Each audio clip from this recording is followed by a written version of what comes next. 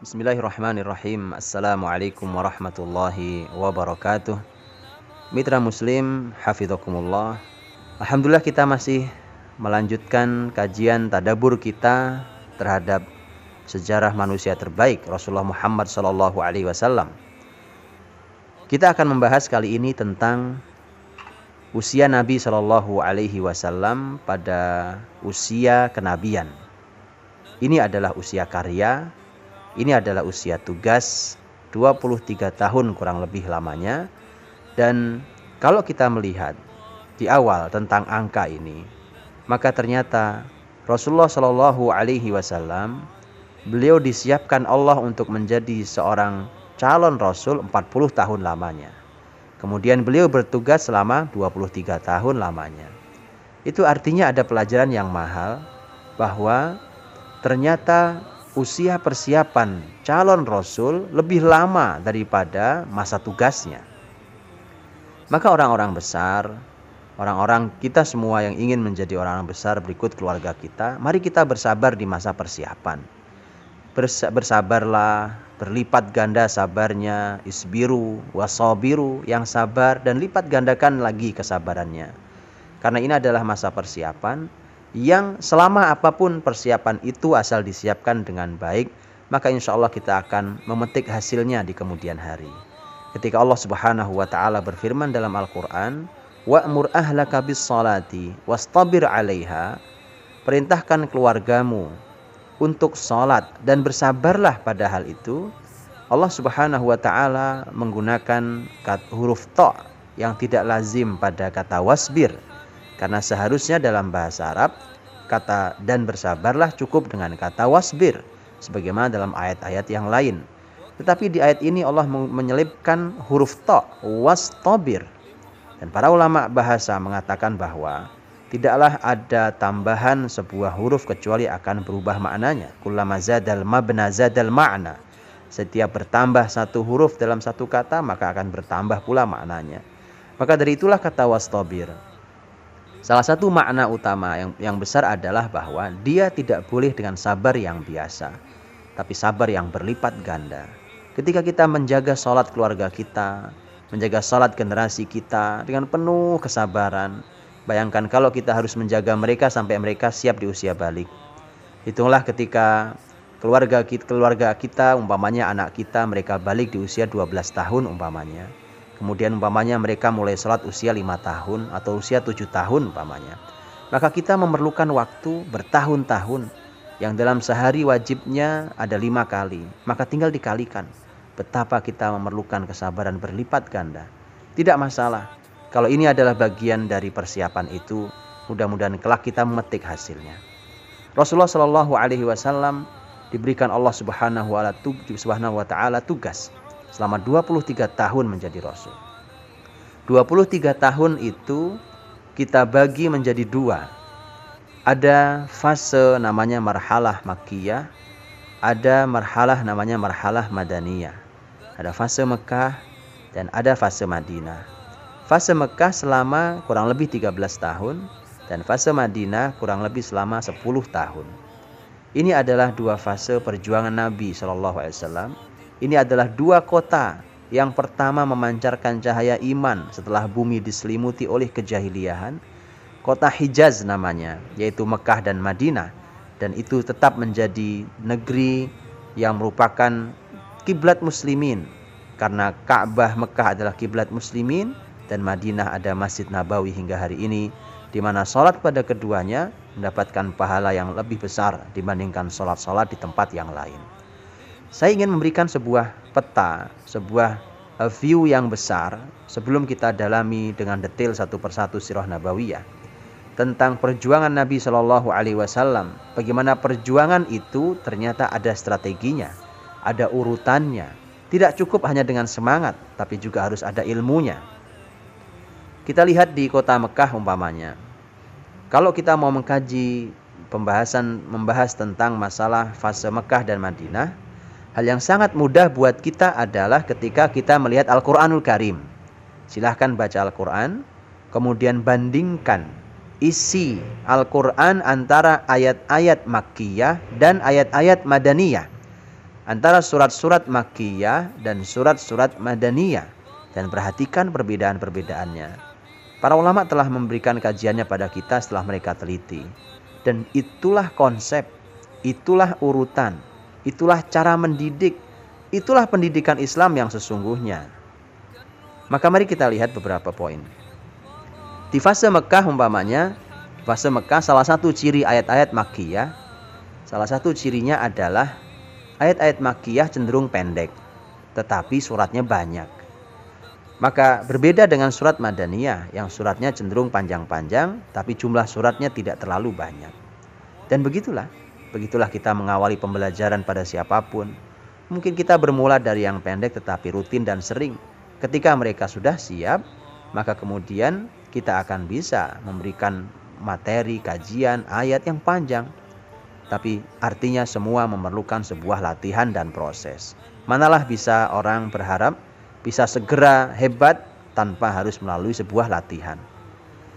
Begitu juga salah satu hal yang menarik, contoh yang menarik di antara yang ada dalam ayat-ayat Makkiyah adalah bahwa ayat-ayat Makkiyah adalah ayat-ayat yang dipenuhi dengan kisah. Tapi tidak dengan ayat-ayat Madaniyah.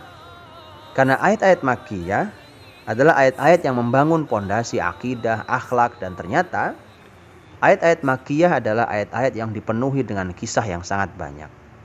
Maka itu artinya bahwa kisah adalah merupakan konsep yang sangat mahal. Dan Islam tidak suka dengan dongeng, tetapi Islam yang diinginkan oleh Allah dan Rasulnya adalah kisah, bukan dongeng, bukan kisah fiktif, tetapi sejarah. Maka berkisah adalah merupakan salah satu konsep pendidikan Islam, salah satu konsep pendidikan keluarga kita yang sangat mahal. Alangkah ruginya kita ketika hari ini di kurikulum kita, terutama di usia anak-anak, di usia awal mereka membangun pondasi, tidak ada kurikulum sejarah Islam. Tidak ada kurikulum sejarah Islam yang membangun konsep diri mereka, yang membangun akidah dan akhlak mereka. Atau kalaupun ada tentang kurikulum kisah, ternyata kisah fiktif atau hanya merupakan cerita dongeng negeri-negeri, wilayah-wilayah yang tidak jelas kebenarannya, tidak valid dari mana sumbernya. Sangat disayangkan. Padahal kisah adalah merupakan konsep yang sangat mahal, yang dengan itulah dulu Rasul dan para sahabat mendidik generasinya. Dan ini ada di Makkiyah. Dan mengapa dengan berkisah? Karena berkisah juga merupakan sesuatu yang sangat disukai orang. Tidak ada di antara kita yang tidak suka dengan kisah. Kita bisa duduk berlama-lama dengan kisah, tapi mungkin kita tidak bisa duduk berlama-lama tentang membicarakan hukum. Tidak semua orang suka itu. Maka dari itulah pembahasan tentang hukum, pembahasan tentang beban syariat itu nanti di kota Madinah. Ini pelajaran saja buat kita menjadi mahal. Makanya pantas kalau kita punya generasi, ini contoh pelajaran. Pantas kalau kita punya generasi yang terus kita jejali dengan kewajiban beban. Umpamanya kewajiban sholat, kewajiban untuk berbakti pada orang tua, membaca Al-Quran, silaturahim, sedekah, semua mulia. Tapi kalau tanpa pondasi, maka itu hanya menjadi beban bagi mereka yang tanpa pondasi kuat, mereka akan ambruk.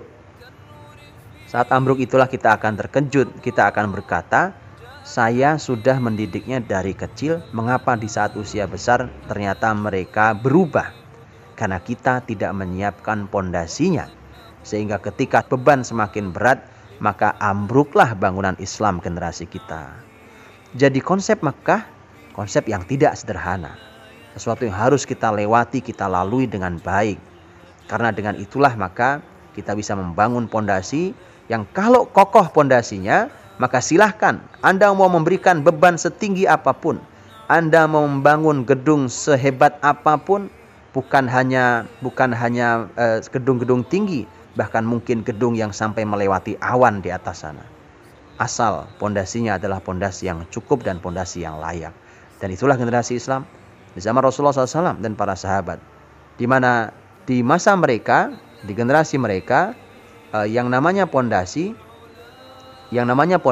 adalah merupakan sebuah keharusan agar mereka semuanya kelak bisa membawa beban risalah Islam ini dengan penuh kenikmatan. Fase Mekah juga dikenal dengan fase yang banyak berbicara tentang masalah akhirat, tentang surga neraka, bicara tentang masalah hari kebangkitan, yaumul hisab, dan seterusnya. Memang itu yang harus banyak dibicarakan di mereka di usia-usia awal atau di mereka yang baru belajar Islam. Hukum itu bicara tentang hukum, umpamanya tentang masalah hukum muamalah, kemudian beberapa hukum ibadah, bahkan hukum yang terlihat menakutkan, hukum hudud umpamanya, yaitu hukuman dalam Islam, apapun bentuknya, mau cambuk, potong tangan, penggal kepala, diasingkan, dibuang, dan seterusnya. Hukuman-hukuman itu baru nanti dibahas di Madinah ketika memang muslimin telah siap. Maka kalau ada anak kita atau kemudian ada orang yang baru belajar Islam, kemudian tiba-tiba diajak berbicara tentang khilafiyah hukum, saya kira ini bukan merupakan cara yang bijak untuk belajar Islam.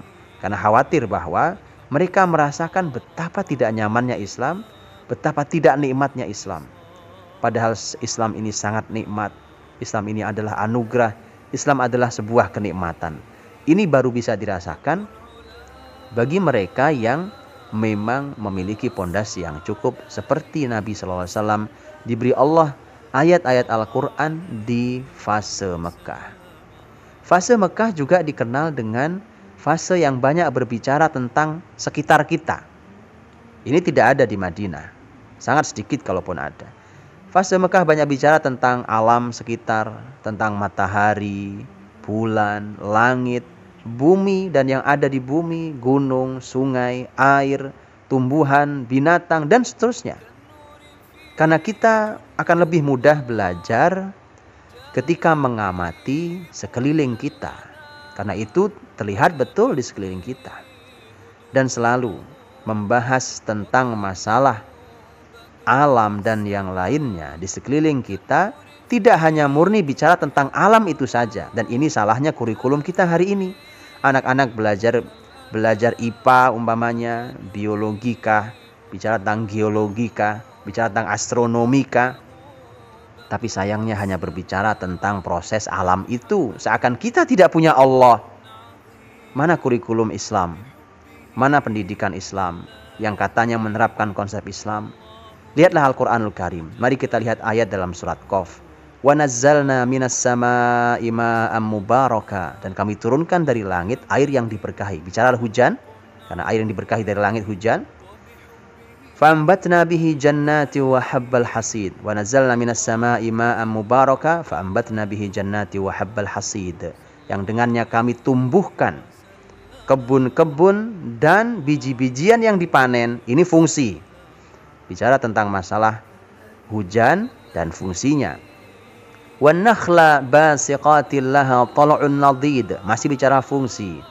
Tapi Allah ingin memberikan mulai sentuhan khusus agar kita belajar juga lebih dalam, yaitu tentang masalah an-nakhl, yaitu tentang pohon korma. Ada apa dengan pohon korma? Maka seharusnya ilmuwan muslim hadir untuk melakukan penelitiannya. Pohon-pohon korma yang mayang-mayangnya terlihat, ini adalah fungsi bagaimana secara khusus Allah bicara tentang pohon korma. Wan nakhla basiqatil laha tal'un nadid rizqan lil ibad, sebagai rizki bagi hamba. Ada sentuhan lain bicara tentang hujan, kemudian menumbuhkan. Allah berikan sentuhan, ini rizki bagi hamba. Apa yang hadir di hati kita? Ya, rasa syukur kita pada Allah Subhanahu wa taala. Betapa tidak ada yang bisa menurunkan hujan kecuali Allah, dan ternyata Allah memberikan itu sebagai rizki bagi kita semuanya. Rizqan lil ibad. Wa ahyayna bihi baldatan maita. Dan kami hidupkan negeri setelah matinya. Ini lagi-lagi rizki bagi kita. Kadzalikal khuruj. Begitulah nanti hari kebangkitan. Hari semua dikeluarkan dari kuburnya masing-masing. Ada poin berikutnya. Ini poin mahal. Kadzalikal khuruj. Tiba-tiba setelah bicara hujan, fungsinya agar kita bersyukur, tiba-tiba ayat lompat pada menyadarkan kita bahwa proses hujan yang menumbuhkan adalah proses yang sama dengan proses kebangkitan nanti. Bayangkan, bicara hujan langsung bersambung dengan iman pada hari akhir. Mana kurikulum pendidikan, mana konsep parenting hari ini yang menghadirkan konsep bicara tentang sekitar tapi dengan gaya seperti Al-Quranul Karim. Maka pantas dulu Quran menghasilkan orang hebat dan pantas kurikulum hari ini tidak melahirkan orang-orang yang beriman. Ini adalah contoh-contoh dari fase Mekah, di mana fase Mekah dilalui oleh Nabi SAW dengan penuh perjuangan. Nabi penuh gangguan, bersabar selama 13 tahun, membangun pondasi, merahasiakan kajian-kajian beliau. Kemudian beliau terus bergerilya, membacakan Al-Quran, membuka hati manusia-manusia yang jahiliyah dan sombong itu dengan izin Allah Subhanahu wa Ta'ala hingga mereka mendapatkan hidayah. Perjuangan yang disokong penuh oleh orang yang sangat dicintainya, istri yang tak pernah ada penggantinya, Khadijah radhiyallahu anha. Dan ada pelajaran di balik semua ini. Ada orang-orang yang menyokongnya, yang lain yang mendukungnya. Dan ini semua juga ada pelajaran-pelajaran yang sangat mahal ketika kita mempelajari tentang fase pondasi Mekah tersebut. Mudah-mudahan ada yang bisa kita ambil hikmahnya agar kita menyiapkan lebih baik. Insya Allah kita akan pelajari lebih detail lagi tentang bagaimana fase persiapan itu dengan izin Allah Subhanahu wa Ta'ala, agar kita pun bisa menyiapkan diri dengan baik, agar kita bisa membawa tinggi risalah Islam, seluruh beban Islam ini dengan penuh kenikmatan hingga Islam mencapai kebesarannya. Wallahu a'lam bishawab. Assalamualaikum warahmatullahi wabarakatuh.